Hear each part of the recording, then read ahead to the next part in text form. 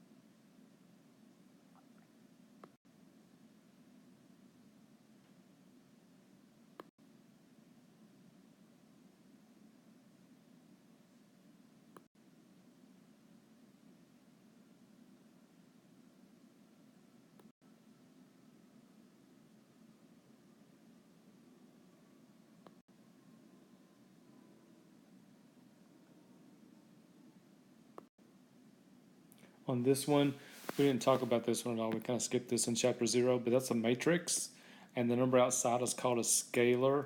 All you do is multiply everything inside by 4. I didn't want to take a whole day to do this, the matrix operations, because they're so simple, and that's one of them. So if you see a number outside a matrix, it's called a scalar, and all you do is multiply everything in there by -4, which is what I did right here. Good luck on your test. See you in class.